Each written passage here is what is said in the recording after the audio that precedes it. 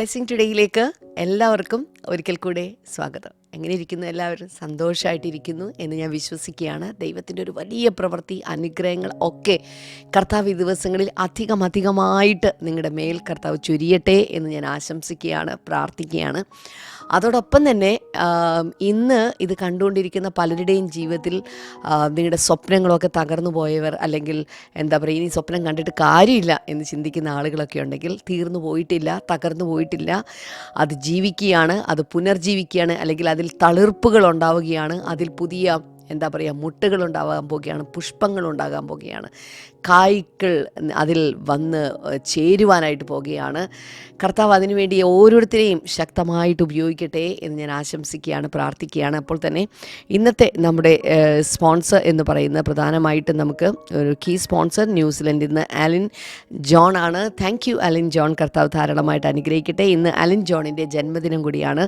Happy birthday Alin. കർത്താവ് ധാരാളമായിട്ട് അനുഗ്രഹിക്കട്ടെ. ദൈവം ഒരാൺകുഞ്ഞിനെ നൽകിയതിനുള്ള നന്ദി സൂചകവുമായിട്ടാണ് ഇത് സമർപ്പിച്ചിരിക്കുന്നത്. കർത്താവെ, ഞങ്ങൾ ഒരുമിച്ച് പ്രാർത്ഥിക്കുന്നു. എല്ലാ അനുഗ്രഹങ്ങൾക്കായി നന്ദി പറയുന്നു. ഈ ദിവസം തൻ്റെ ബർത്ത്ഡേ കർത്താവെ അങ്ങ് അനുഗ്രഹിച്ചതിനായി നന്ദി. ജീവിതത്തിൻ്റെ എല്ലാ മേഖലകളിലും, പ്രത്യേകിച്ച് കരിയർ രംഗത്ത് അഭിവൃദ്ധി ഉണ്ടാകുവാൻ ഞങ്ങൾ ചേർന്ന് അനുഗ്രഹിച്ച് പ്രാർത്ഥിക്കുന്ന കർത്താവെ. അതോടൊപ്പം തന്നെ ഇന്നൊരു കോ സ്പോൺസർ കൂടിയുണ്ട്. മലപ്പുറത്ത് നിന്ന് രാജീവ് ആൻഡ് സ്മിതയാണ്. Thank you Rajeev and Smitha. ദൈവം നൽകിയ സകല നന്മകൾക്കുള്ള നന്ദി സൂചകമായിട്ടാണ് ഇത് സമർപ്പിച്ചിരിക്കുന്നത്. അപ്പോൾ തന്നെ രാജീവിൻ്റെയും സ്മിതയുടെയും 26ാമത്തെ വിവാഹ വാർഷികമാണ്. വാവ്, ഹാപ്പി ആനിവേഴ്സറി. വാവ്, ഹാപ്പി ആനിവേഴ്സറി. കർത്താവ് ധാരാളമായിട്ട് അനുഗ്രഹിക്കട്ടെ. കർത്താവ്, ഞങ്ങൾ ഒരുമിച്ച് പ്രാർത്ഥിക്കുന്നു. ഭവനത്തിലെ എല്ലാവരുടെയും ആരോഗ്യത്തിനു വേണ്ടി ഞങ്ങൾ പ്രാർത്ഥിക്കുന്നു. രണ്ടുപേരുടെ ജോലി അനുഗ്രഹിക്കപ്പെടുവാൻ ഞങ്ങൾ പ്രാർത്ഥിക്കുന്നു. എല്ലാറ്റിലും നന്മകളും അനുഗ്രഹങ്ങളും ഉണ്ടാകട്ടെ. അങ്ങ് പ്രാർത്ഥന കേട്ടതിനായി നന്ദി പറയുന്നു, യേശുവിൻ്റെ നാമത്തിൽ തന്നെ. ആമേൻ, ആമേൻ. കർത്താവ് ധാരാളമായിട്ട് അനുഗ്രഹിക്കട്ടെ. എനിക്ക് തോന്നുന്നു നാളെ വൈകുന്നേരം 7 മണിക്കാണ് നമ്മുടെ ക്രോസ് ഓവർ സർവീസ്, അഥവാ നമ്മുടെ ബ്ലെസ്സിങ് ടുഡേയുടെ ന്യൂ ഇയർ ബ്ലെസ്സിങ് പ്രെയർ നടക്കാനായിട്ട് പോകുന്നത്. കൊച്ചിയിലേക്കാണ് നമ്മളെല്ലാവരും ഈ പ്രാവശ്യം മാർച്ച് ചെയ്യാൻ പോകുന്നത്. മറ്റ് ലോക്കലായിട്ടുള്ള ഒരു സ്ഥലത്തുമില്ല, കൊച്ചിയിൽ മാത്രമേ ഉള്ളൂ. നാളെ വൈകുന്നേരം 7 മണിക്ക് തുടങ്ങും. ഏതാണ്ട് ഒരു 1-1:30 മണി വരെയുള്ള സമയത്തുണ്ടാകും. കൊച്ചിയിൽ എവിടെ വെച്ചിട്ടാണ് നടക്കുന്നത്? കടവന്ത്രയിൽ രാജീവ് ഗാന്ധി ഇൻഡോർ സ്റ്റേഡിയത്തിൽ, അല്ലെങ്കിൽ നമ്മുടെ റീജിയണൽ സ്പോർട്സ് സെൻറ്റർ എന്ന പേരിൽ ഇന്ന് അറിയപ്പെടുന്ന സ്ഥലത്ത് വെച്ചിട്ടാണ് നടത്തപ്പെടുന്നത്. നമ്മുടെ മെട്രോ സ്റ്റേഷൻ തൊട്ടടുത്താണ്, നമ്മുടെ സൗത്ത് റെയിൽവേ സ്റ്റേഷൻ തൊട്ടടുത്താണ്. നിങ്ങൾക്ക് അവിടെ എത്തിക്കഴിഞ്ഞതിന് ശേഷം നിങ്ങൾക്ക് ഈ ഒരു സ്പോർട്സ് സെൻറ്റർ അഥവാ രാജീവ് ഗാന്ധി ഇൻഡോർ സ്റ്റേഡിയം എവിടെയാണെന്ന് ചോദിച്ചാൽ മാത്രം മതി, എത്തിച്ചേരാനായിട്ട് സാധിക്കും. അന്നത്തെ ദിവസം പ്രത്യേകമായിട്ടുള്ള ആരാധനകൾ, വാഗ്ദാനങ്ങൾ, ഇതൊക്കെ നാളെ നിങ്ങൾക്ക് ലഭിക്കാനായിട്ട് പോവുകയാണ്. അതുകൊണ്ട് ആരും ഒഴിവാക്കരുത്. എല്ലാവരെയും പ്രത്യേകിച്ച് ഞാൻ ആ മീറ്റിങ്ങിന് വേണ്ടി ക്ഷണിക്കുന്നു. അതോടൊപ്പം തന്നെ ഞങ്ങളുടെ ജെറോം ബേബിയുടെ പ്രതിഷ്ഠാ പ്രാർത്ഥനകളും മറ്റു കാര്യങ്ങളും എല്ലാം ഉള്ളതുകൊണ്ട് മറ്റു കുഞ്ഞുങ്ങളൊക്കെ നമ്മൾ പ്രതിഷ്ഠിച്ച് പ്രാർത്ഥിക്കുന്നുണ്ട്. അതിനു വേണ്ടിയിട്ട് ഒരു 5:30 മണി മുതൽ അതിൻ്റെ സൽക്കാരങ്ങളും കാര്യങ്ങളൊക്കെ ആരംഭിക്കുന്നുണ്ട്. ദയവായി അതിൽ കൂടെ കടന്നു വരണം, പങ്കെടുക്കണമെന്ന് എല്ലാവരെയും സ്നേഹപുരസ്സരം ഞങ്ങൾ ഓർപ്പിക്കുകയാണ്. കർത്താവ് എല്ലാവരെയും ധാരാളമായിട്ട് അനുഗ്രഹിക്കട്ടെ. തുടർന്ന് വേഗത്തിൽ ഇന്നത്തെ സന്ദേശത്തിലേക്ക് കടക്കാം.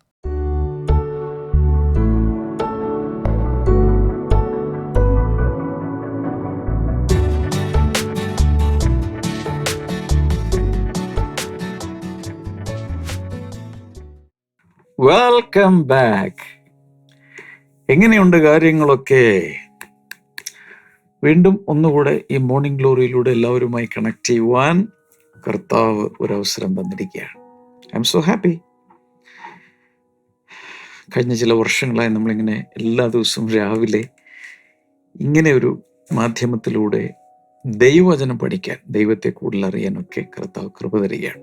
മാത്രമല്ല, മോർണിംഗ് ഗ്ലോറിയിലൂടെ പലർക്കും സൗഖ്യങ്ങൾ കിട്ടുന്നുണ്ട് എന്നുള്ള റിപ്പോർട്ടുകൾ വരുന്നുണ്ട്. പ്രാർത്ഥനയിൽ ഒരുമിച്ച് പ്രാർത്ഥിക്കുമ്പോൾ വചനത്തിൽ പലരും വളരുന്നതായിട്ട് കേൾക്കുന്നു.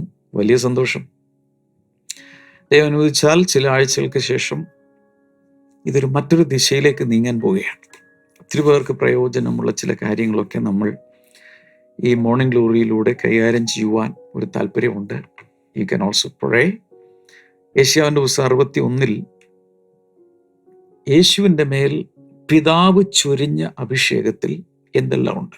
ലൂക്കോസ് 4:18 ഒരു പള്ളിയിൽ പരസ്യമായി തോൽ ചുരുൾ നിവർത്തി യെശയ്യാ പ്രവാചകൻ പ്രവചിച്ച ഈ കാര്യങ്ങൾ കർത്താവ് ശുശ്രൂഷയുടെ ആരംഭത്തിൽ തന്നെ എഴുന്നേറ്റ് നിന്ന് ഉറക്കെ വായിച്ചു. പള്ളിയിലുള്ളവരെല്ലാവരുടെയും കണ്ണുകൾ ഇങ്ങനെ ഫിക്സ് ചെയ്തിരിക്കുക അവൻ്റെ മേൽ. സാധാരണ ശുശ്രൂഷിക്കുന്ന പലരും അവിടെ ഉണ്ട്. പക്ഷേ അന്ന് തച്ചൻ്റെ മകൻ എന്നറിയപ്പെട്ടിരുന്ന യേശു എന്നെല്ലാവരും വിളിച്ചിരുന്ന നസറേത്തിലെ യേശു, ആ വായനാഭാഗം, അന്നത്തെ വായനാഭാഗം അതാണ്. അതൊരു ഇയർ കലണ്ടറുണ്ട്. ആ കലണ്ടറിൽ ഓരോ ശനിയാഴ്ച അല്ലെങ്കിൽ ശബത്തിലും വായിക്കേണ്ട വായനാഭാഗമുണ്ട്. പക്ഷെ ആ ദിവസം ഈ ഭാഗമാണ് വായിക്കേണ്ടിയിരുന്നത്. അതാണ് വായിച്ചത്. പക്ഷെ വായിച്ച ശേഷം യേശു പറഞ്ഞു, ഇന്ന് നിങ്ങളിത് കേട്ടപ്പോൾ ഇതിന് നിവൃത്തിയായിരിക്കും. 700 വർഷങ്ങൾക്ക് മുമ്പ് പ്രവാചകൻ പ്രവചിച്ചത് ഇതാ നിവൃത്തിയായിരിക്കും. അതവൻ മടക്കി ആ പുസ്തകം റോൾ ചെയ്ത് കൊണ്ടുവരുന്ന ആളുടെ ബേററുടെ കയ്യിൽ കൊടുത്തു. അന്ന് അവൻ ശുശ്രൂഷ ആരംഭിച്ചതാണ്. പക്ഷെ അതിന് തൊട്ടു മുമ്പ് യോഹന്നാൻ സ്നാപകന്റെ കൈക്കീഴിൽ യോർദാനിൽ സ്നാനമേറ്റപ്പോൾ, പ്രാർത്ഥിക്കുന്ന സമയത്ത് സ്നാനമേറ്റ് പ്രാർത്ഥിക്കുമ്പോൾ പരിശുദ്ധാത്മ പ്രാവ് പോലെ അവൻ്റെ മേൽ ഇറങ്ങി. അവൻ അഭിഷിക്തനായി. അപ്പോഴാണ് അവന് ക്രിസ്തു എന്ന പേര് കിട്ടിയത്. ജനിച്ചപ്പോൾ അവൻ യേശുവായിരുന്നു. 30-ാം വയസ്സിൽ ക്രിസ്തു എന്ന പേര് കൂടി അവന് കൈവന്നു. അപ്പോൾ യേശു ക്രിസ്തുവായി. മനുഷ്യാവതാരത്തിന്റെ പേരാണ് യേശു. എന്നാൽ അഭിഷിക്തൻ, യേശു മനുഷ്യത്വത്തെ കാണിക്കുന്നു, ക്രിസ്തു ദൈവത്വത്തെ കാണിക്കുന്നു. അഭിഷിക്തൻ, ആ അഭിഷേകത്തിൽ അടങ്ങിയിരിക്കുന്ന ഇൻഗ്രീഡിയൻസിനെ കുറിച്ചാണ് നമ്മൾ പറഞ്ഞുകൊണ്ടിരിക്കുന്നത്. ഒത്തിരി കാര്യങ്ങൾ ഇങ്ങനെ പറഞ്ഞുകൊണ്ടിരിക്കുകയാണ്. നീതിയുടെ ഓക്കുമരങ്ങളാണെന്നും, അതുപോലെ ഇന്നലെ നമ്മൾ കണ്ടത് rebuilder of the ancient ruins, പുരാതന ശൂന്യങ്ങളെ പുനർനിർമ്മിക്കുന്നവൻ എന്നൊക്കെയുള്ള പേരുകൾ, ഇതൊക്കെയാണ് നമ്മൾ കണ്ടത്. ഇങ്ങനെ പേരുകൾ പോലും കർത്താവ് മാറ്റുക. നീതിയുടെ ഓക്കുമരം എന്ന് നിങ്ങൾ വിളിക്കപ്പെടും. അതുപോലെ റീബിൽഡർ ഓഫ് ഏൻഷ്യന്റ് റൂയിൻസ്, പുരാതന ശൂന്യങ്ങളെ പണിയുന്നവൻ അല്ലെങ്കിൽ പുനർനിർമ്മിക്കുന്നവൻ എന്ന് പേരാകും. ഇതൊക്കെ പറഞ്ഞു. അതിനോട് ചേർത്ത് പല കാര്യങ്ങളൊക്കെ നമ്മളിങ്ങനെ ചിന്തിച്ചു. ഞാൻ ഇന്ന് ഒരു സംഭവ കഥ നിങ്ങളോട് പറയാൻ പോവുകയാണ്.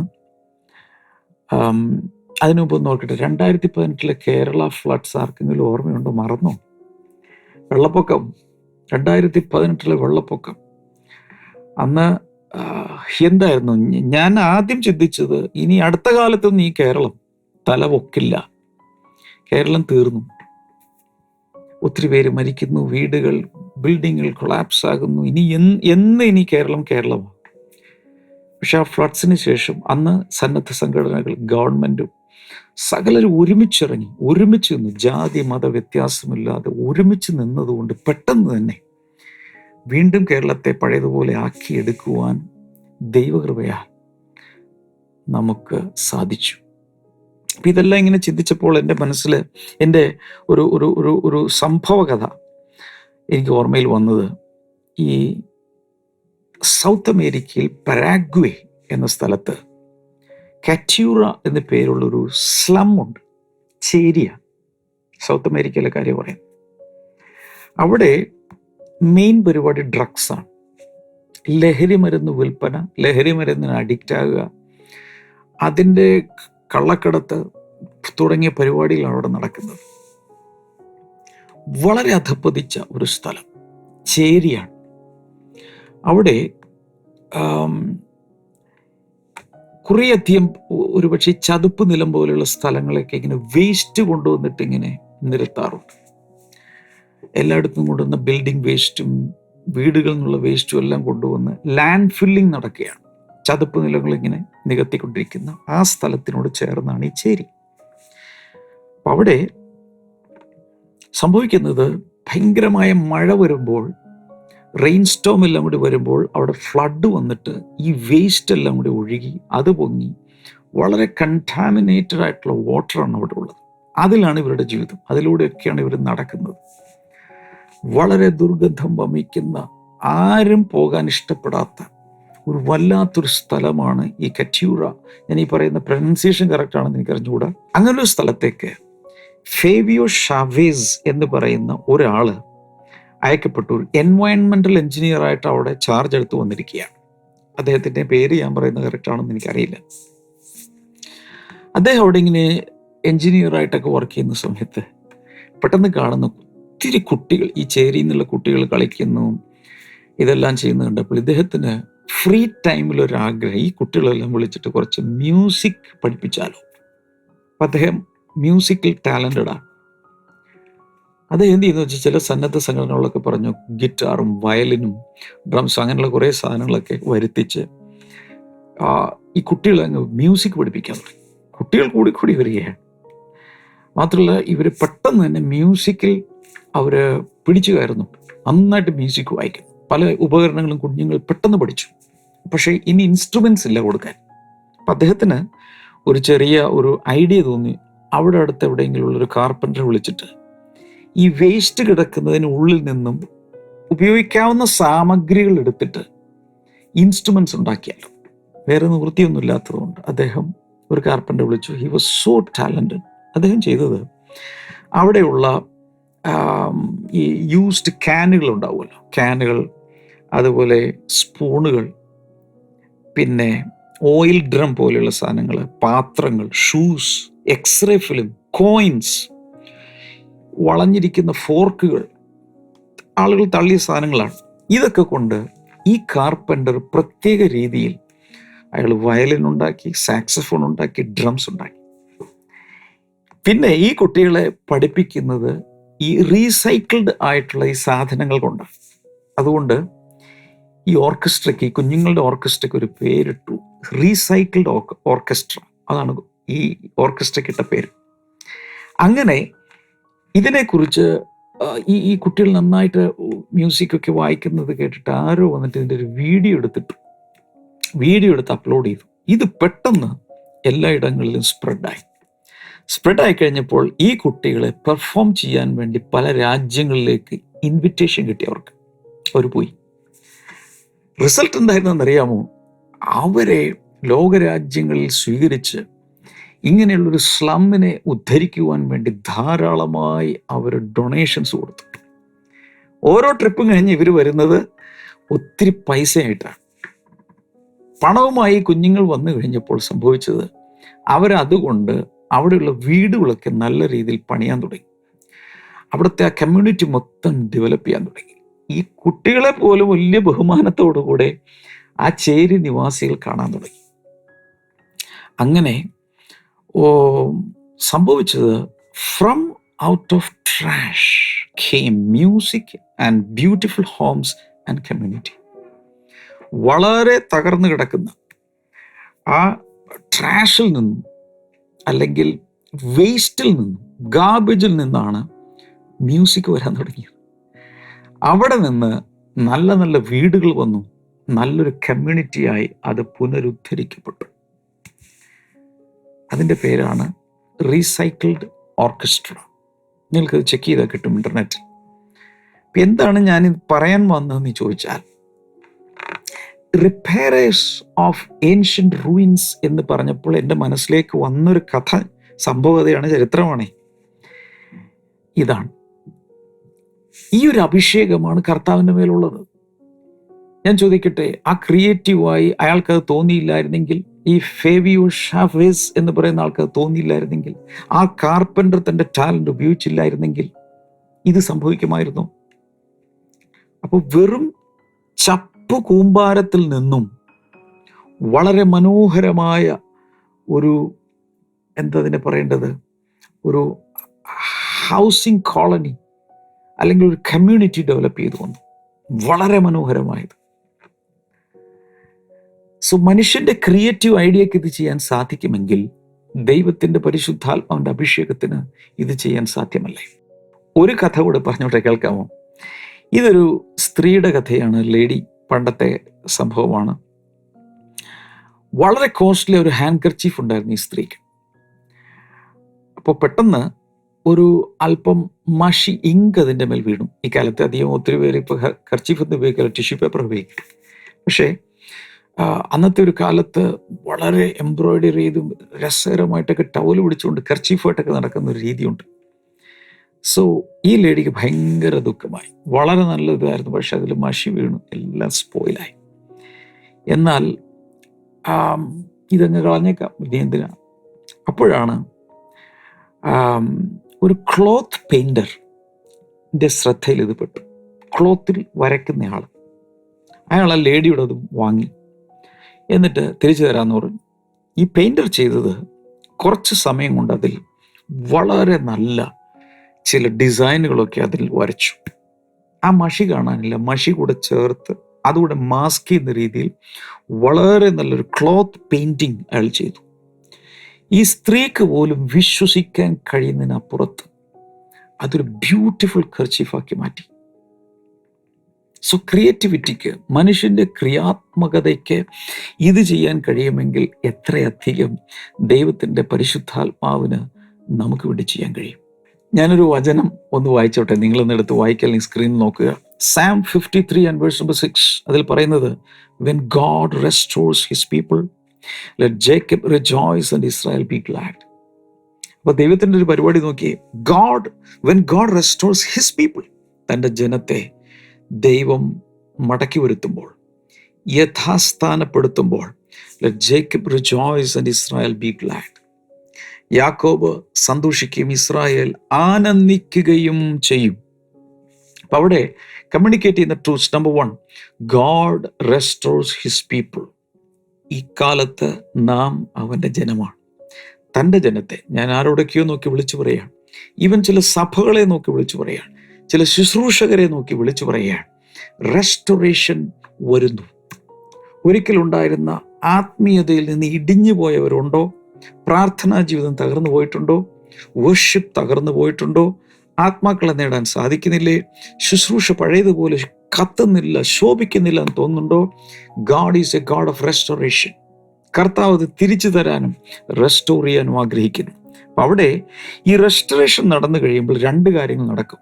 യു വിൽ റിജോയ്സ് അഗെയിൻ, വീണ്ടും സന്തോഷിക്കും. You will be GLAAD again, വീണ്ടും ഒരു ആനന്ദം വരും. ഞാൻ ചില സഭകളെ നോക്കിയത് പറയുകയാണ്, ഏതൊക്കെയോ രീതിയിൽ അങ്ങ് സഭകൾ ശോഷിച്ചു പോയി. പക്ഷേ this anointing for restoration will restore everything back into its position, into that former glory. അതിലേക്ക് തിരിച്ചു കൊണ്ടുവരുവാൻ ദൈവം ആഗ്രഹിക്കുന്നു. ഈ യേശു കർത്താവ് വഹിച്ചുകൊണ്ടിരിക്കുന്ന ഈ അഭിഷേകത്തിനകത്ത് റെസ്റ്റോറേഷൻ ആൻഡ് റീബിൽഡിംഗ് പ്രോസസ്സിനുള്ള സകലവും അടക്കം ചെയ്തിട്ടുണ്ട്. പുരാതന ശൂന്യങ്ങളിൽ നിന്ന് വരെ കെട്ടിപ്പൊക്കാൻ സാധിക്കും. ഞാൻ പറയുന്നത് ശ്രദ്ധിച്ചു കേൾക്കുക. ഒരിക്കൽ ഒരു വലിയൊരു ബിൽഡിംഗ് ഉണ്ടായിരുന്നു. നാച്ചുറൽ കലാമിറ്റിയിലോ യുദ്ധത്തിലോ അത് തകർന്നു പോയെന്നിരിക്കട്ടെ, പിന്നെ ബാക്കിയുള്ളത് ഫൗണ്ടേഷനാണ്. എന്നാൽ വർഷങ്ങൾ അവിടെ മണ്ണ് നികന്നും പല രീതിയിൽ മഴ പെയ്തുമൊക്കെ ഈ അടിസ്ഥാനം വരെ താഴെ പോയി എന്നിരിക്കട്ടെ. അങ്ങനെയുള്ള പല സ്ഥലങ്ങളിൽ എക്സ്കവേറ്റ് ചെയ്തല്ലേ പണ്ടുണ്ടായിരുന്ന നഗരങ്ങൾ.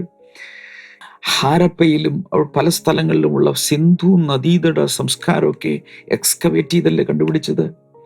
ബൈബിൾ നാടുകളിൽ ചെന്നാൽ അവിടെ പലതും താഴേക്ക്, ഈ കേപ്പർണിയം അല്ലെങ്കിൽ ഖഫർനഹോമിൽ ചെന്നാൽ യേശുവിൻ്റെ പട്ടണം എന്നറിയപ്പെടുന്ന ആ സ്ഥലം ഇന്ന് കുഴിച്ചെടുത്ത് അവിടെ റെഡിയാക്കി വെച്ചിട്ടുണ്ട്. നമുക്ക് ചെന്നാൽ കാണാം. എന്തിന്? പണ്ടത്തെ നെഹമ്യാവ് പണിത മതിൽ ഒരു സ്ഥലത്ത് ചെന്നാൽ താഴെ അതിൻ്റെ അവശിഷ്ടങ്ങൾ കണ്ടെത്തിയിട്ടുണ്ട്.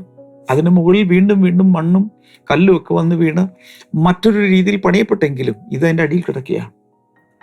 സോ ഈ വെളിപ്പാട് പുസ്തകത്തിൽ പറയുന്ന 7 പട്ടണങ്ങൾ, അതിന്നും എനിക്ക് തോന്നുന്നു ടർക്കിയിൽ ചെന്നാൽ അതിൻ്റെ അവശിഷ്ടങ്ങളെല്ലാം കുഴിച്ചെടുത്തുകൊണ്ടിരിക്കുകയാണ്. സോ ഇതുപോലെ എത്ര താഴെ പോയിട്ടുണ്ടെങ്കിലും ആ അടിസ്ഥാനം തെരഞ്ഞെടുത്ത് അതിൽ നിന്നും വീണ്ടും കെട്ടിപ്പൊക്കുന്ന, ഇത് പറയുമ്പോൾ വളരെ മാർമികമായ ഒരു കാര്യം കൂടി പറയാൻ ആഗ്രഹിക്കുന്നു. ക്രൈസ്തവ സഭ ദൈവവചനമെന്ന പഴയ അടിസ്ഥാനത്തിൽ നിന്നും തെന്നി മാറിപ്പോയി ലൗകികമായ പലതുമായി മിക്സ് ചെയ്ത് ക്രിസ്ത്യാനിത്വം വേറെ രീതിയിലേക്ക് പോയെങ്കിൽ, ആദിമ നൂറ്റാണ്ടിൽ യേശുവും അപ്പസ്തോലന്മാരും ഇട്ട ആ അടിസ്ഥാനത്തിലേക്ക് ക്രൈസ്തവ സഭകളെ മടക്കിക്കൊണ്ടുവരുന്നൊരു അഭിഷേകം കൂടിയാണ് യേശുവിൻ്റെ മേലുള്ളത്. അതാരോടൊക്കെയോ ശക്തമായ പരിശുദ്ധാത്മാവ് പറയുന്നു.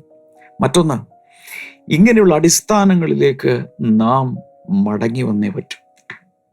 അതായത് വചനത്തിൽ എന്ത് പറയുന്നത്, പാരമ്പര്യം എന്ത് പറയുന്നു എന്നുള്ളതല്ല, ഇപ്പോഴത്തെ സഭാനിയമം എന്ത് പറയുന്നു എന്നുള്ളതല്ല, കാലാന്തരത്തിൽ എത്രത്തോളം ദൈവവചനത്തിൽ നിന്ന് ദൈവസഭകൾ ഡീവിയേറ്റ് ചെയ്തു പോയി.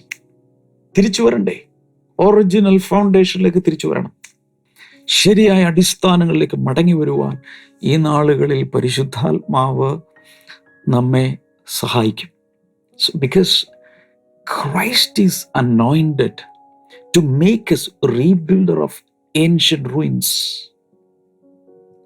പുരാതന ശൂന്യങ്ങളെ കെട്ടിപ്പണിയുമുള്ള ഒരു അഭിഷേകം യേശുവിൻ്റെ മേലുണ്ട്. ആ അഭിഷേകം കർത്താവ് നമുക്ക് റിലീസ് ചെയ്യാം. ഞാൻ സാധാരണ പറയുന്നത് പോലെ ബ്ലെസ്സിങ് ടുഡേയുമായി പാർട്ണർഷിപ്പിൽ വരുവാൻ താല്പര്യമുള്ളവർക്ക് സ്ക്രീൻ നമ്പറിൽ നിങ്ങൾക്ക് വിളിക്കാം, അല്ലെങ്കിൽ നമ്മുടെ ബ്ലെസ്സിങ് ടുഡേ .tv എന്ന വെബ്സൈറ്റ് സന്ദർശിക്കുക. നമുക്ക് ഒരുമിച്ച് ഈ കർത്താവിനെ നമുക്ക് സേവിക്കാൻ കഴിയും. നമുക്ക് ഒരുമിച്ച് പ്രാർത്ഥിക്കാം. കർത്താവെ, ജനത്തിനായി ഞാൻ വീണ്ടും പ്രാർത്ഥിക്കുന്നു. ഉറങ്ങാൻ കഴിയാത്ത വ്യക്തികൾ യേശുവിൻ്റെ നാമത്തിൽ ഇന്ന് മുതൽ ആ പ്രയാസത്തിൽ നിന്ന് തന്നെ പുറത്തു വരട്ടെ എന്ന് ഞാൻ പ്രാർത്ഥിക്കുന്നു. In Jesus name.